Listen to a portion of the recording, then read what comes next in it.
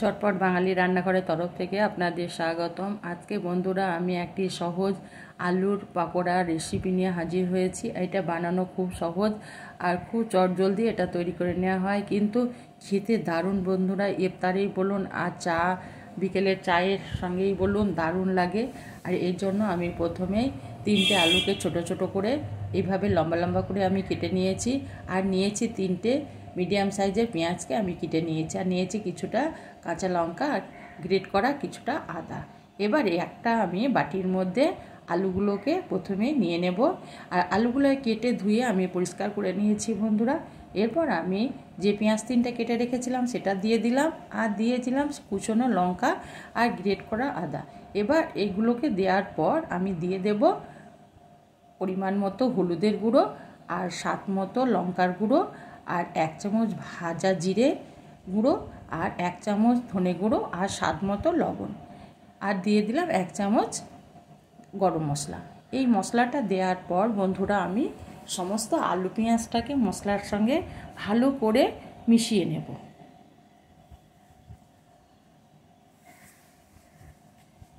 মশলার সঙ্গে আমার আলু পেঁয়াজটা মেশানো হয়ে গেছে। এবার আমি এখানে দিয়ে দেব 4 চামচ বেসন। বেসনটা আমি দিয়ে দিলাম বন্ধুরা। এবার আমি এখানে দিয়ে দেব 2 চামচ চালের গুঁড়ো। চালের গুঁড়োটা দেওয়ার পর এবার এগুলোকে আমি হাত দিয়ে আবারও ভালো করে মিশিয়ে নেব বেসন আর চালের আটার সঙ্গে। আর এইভাবে একবার পাকোড়া বানিয়ে দেখবেন বন্ধুরা, খুব তাড়াতাড়ি, এবং বাচ্চারা খেতেও খুব ভালোবাসে, সবাই খেতে ভালোবাসে। আর দিয়ে দেব চাট মশলা, 1 চামচ মতো আমি চাট মশলা দিয়ে দিলাম। বাড়িতে কোনো অতিথি এলে চটজলদি চায়ের সঙ্গে এটা বানিয়ে দেওয়া খুব সহজ, আর খেতে বন্ধু যে খাবে সেই নাম করবে। এইভাবে হাত দিয়ে চেপে চেপে আমি আলু পেঁয়াজটা বেসনের সঙ্গে আর চালের সঙ্গে মিশিয়ে নিলাম। এবার এটাকে আমি ঢাকা দিয়ে মিনিট 20 মতো রেস্টে রেখে দেব। আমি 15-16 মিনিট পর বন্ধুরা আমি ফিরে এলাম। দেখুন কি সুন্দর ওটা নরম হয়ে গেছে, কারণ লবণ দেওয়া ছিল সেই জন্য ওগুলো নরম হয়ে গেছে।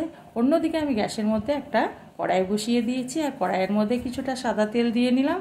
এবার আমি পাকোড়ার শেপ দিয়ে একটা একটা করে দিতে থাকব। আর গ্যাসটা প্রথমে বন্ধুরা আমি তেলটা বাড়িয়ে দিয়ে গরম করে নিয়েছিলাম, তারপরে আমি গ্যাসটাকে একদম মিডিয়াম থেকেও স্লো করে দিয়েছি। দিয়ে আমি এগুলোকে আস্তে আস্তে ঘুরিয়ে ফিরিয়ে ভাজবো, কারণ এটা কাঁচা আলু আছে। যদি আমি হাই হিটে বা গ্যাসটাকে বাড়িয়ে দিয়ে ভাজি তাহলে বন্ধুরা আলুটা কাঁচা হয়ে থাকবে বা আলুটা সেদ্ধ হবে না।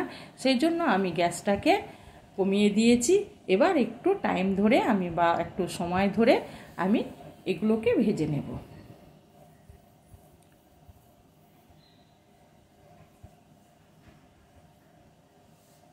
এইভাবে আমি একটু ভেজে নিলাম। আর এইভাবে আপনারা তৈরি করে দেখবেন, অনেকক্ষণ পর্যন্ত কুরকুরে এবং খেতে চায়ের সঙ্গে বা ইফতারের সঙ্গে এটা খেতে, ইফতারের মুড়ির সঙ্গে এটা খেতে খুব ভালো লাগে। আবারও আমি বাদবাকিগুলোকে আবারও আমি ভেজে নেব। এইভাবে আবারও আমি এক এক করে ছেড়ে দিলাম। আর কখনো বন্ধুরা গ্যাসটাকে বাড়িয়ে দিবেন না, একদম কম হিটে এটাকে ভাজতে হবে। আর এইভাবে ভাজলে জিনিসটা খুব সুন্দর হয়, ভিতর থেকে পুরোপুরি ভাজা হয়ে যায়, কাঁচা থাকে না। আবার আপনাদের আমি অনুরোধ করছি বন্ধুরা, যদি ভিডিওটা ভালো লেগে থাকে তবে একটা লাইক করবেন আর সাবস্ক্রাইব করে আমার চ্যানেলটির পাশে থাকবেন।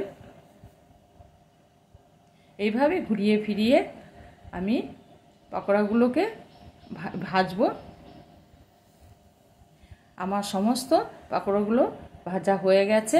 পুরো ভিডিওটা দেখার জন্য আপনাদের ধন্যবাদ।